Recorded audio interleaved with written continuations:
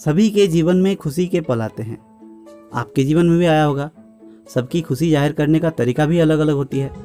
कोई ज़ोर ज़ोर से गाने लगता है तो कोई नाचने लगता है। मैं तो भाई खुशी में गाने लगता हूँ। आप क्या करते हैं? कमेंट सेक्शन पे ज़रूर बताइए।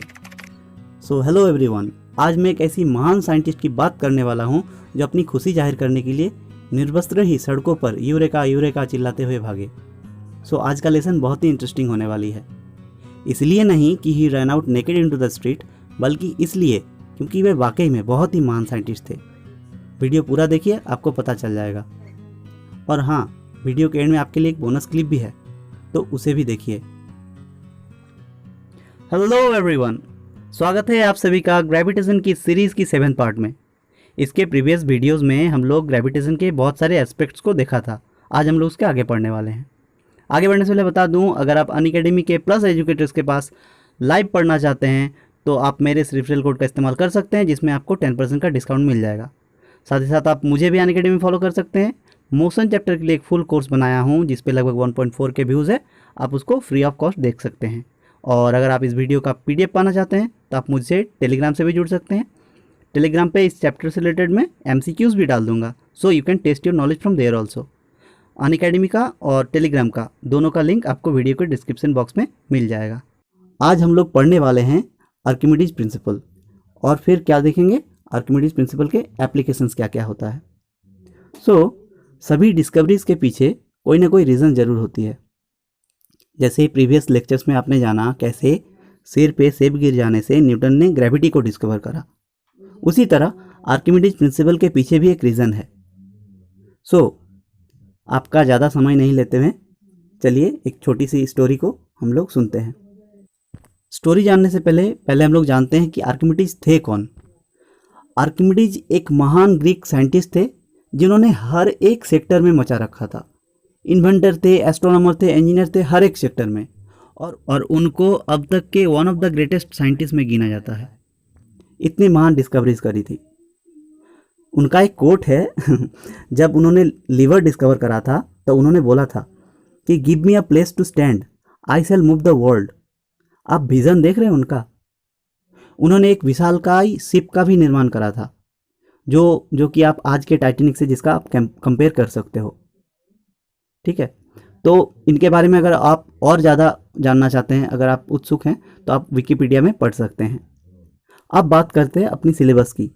हमारे सिलेबस में है आर्किमिडीज प्रिंसिपल। तो आर्किमिडीज प्रिंसिपल को उन्होंने डिस्कवर कैसे करा? दरअसल आर्किमिडीज को साइरैक्यूज के किंग हायरन ने एक बहुत ही महत्वपूर्ण काम सौंपा।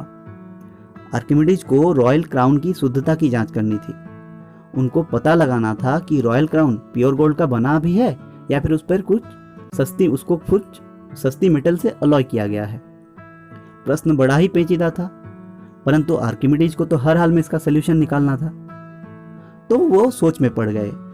तो इसी सोच में जब वो नहाने के लिए बाथ टब में घुसे तो उन्होंने एक बात ऑब्जर्व करा। उन्होंने ऑब्जर्व करी कि उनका जितना बॉडी का वॉल्यूम है उतना ही वॉल्यूम का पानी ओवरफ्लो हो रहा है। उन्होंने और एक बात ऑब्जर्व करी। उन्होंने देखा कि जो लोअर डेंसिटी वाले ऑब्जेक्ट्स है वो ज़्यादा पानी ओवरफ्लो करता है या ज़्यादा लिक्विड डिस्प्लेस करता है हायर डेंसिटी वाले ऑब्जेक्ट से, बशर्ते दोनों का वेट सेम हो। अर्थात अगर रॉयल क्राउन को चीपर मेटल से अलॉय किया गया है तो वो ज़्यादा पानी डिस्प्लेस करेगा उतना ही वेट का। अगर हम प्योर गोल्ड ले लें तो मान लीजिए एक साइड में आप प्योर गोल्ड ले लिए, जितना वेट रॉयल क्राउन का है उतना ही वेट का। अगर दोनों को आप पानी में डुबाएंगे या फिर कोई अदर लिक्विड में डुबाएंगे तो जिसकी डेंसिटी ज़्यादा होगी वो कम पानी डिस्प्लेस करेगा, और रॉयल क्राउन क्योंकि उस पर अलॉय किया गया था तो वो ज़्यादा पानी डिस्प्लेस कर दिया। तो उन्होंने अपनी इस डिस्कवरी से इतना खुश हुए कि वो निर्वस्त्र ही सड़कों पर यूरेका यूरेका चिल्लाते हुए भागे। यूरेका एक ग्रीक शब्द है जिसका अर्थ होता है मैंने पा लिया। अब बात करते हैं आर्किमिडीज प्रिंसिपल का। आपको तो थोड़ा बहुत पता चल ही गया होगा।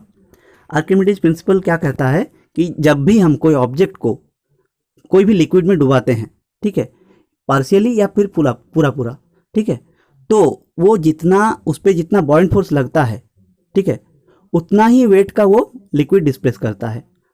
इसको मैं एक एग्जांपल से समझाता हूँ। मान लीजिए कोई आपके पास ऑब्जेक्ट है, ठीक है, उस ऑब्जेक्ट को आप पानी में डुबा रहे हैं, तो अगर उस ऑब्जेक्ट पर जो जितना बाउंड फोर्स लग रहा है, मान लीजिए वो 6 न्यूटन का बाउंड फोर्स लग रहा है उस पर, ठीक है, तो वो 6 न्यूटन का ही मतलब उतना ही वेट का पानी डिस्प्लेस करेगा, ठीक है। अगर कोई ऑब्जेक्ट को आप डुबा रहे हैं, उस पर जो बाउंड फोर्स लग रहा है वो 6 न्यूटन है, तो जितना पानी डिस्प्लेस हुआ उसका वेट भी 6 न्यूटन ही होगा।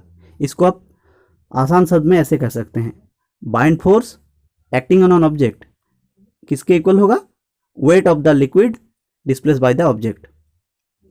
जितना ऑब्जेक्ट द्वारा जितना लिक्विड डिस्प्लेस किया जाएगा उसका वेट बाउंड फोर्स के इक्वल होगा। सो यही थी Archimedes principal.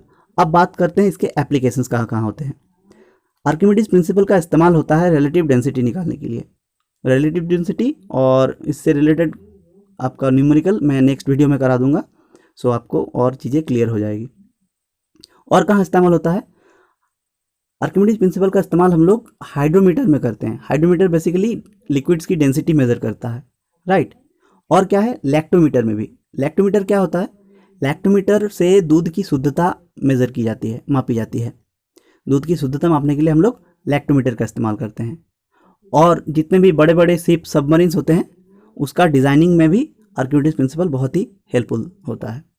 So that's all for today, thank you for watching, please like this video, please comment. यार आप कमेंट जरूर करना, आपको अच्छा लगा, बुरा लगा, बहुत बुरा लगा, आप कमेंट जरूर करें।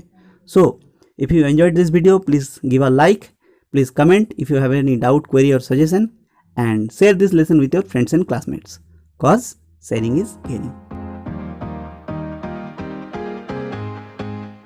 तो बोनस क्लिप के लिए कौन कौन रुका है कमेंट सेक्शन पे अपना दर्ज कराओ।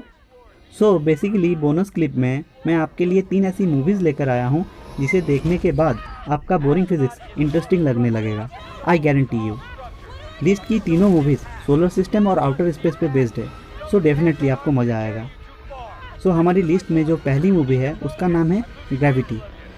इसे देखने के बाद आपको ग्रेविटी की इम्पोर्टेंस समझ में आ जाएगा। लिस्ट की सेकंड मूवी है द मार्शियन।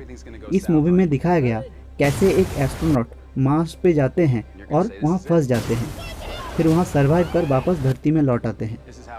अगर ये दोनों मूवीज़ आपको अच्छा लगे तभी ये तीसरी मूवी देखना। तीसरी मूवी का नाम है Interstellar. Well, that's all for today. Signing off. Take care. Bye-bye.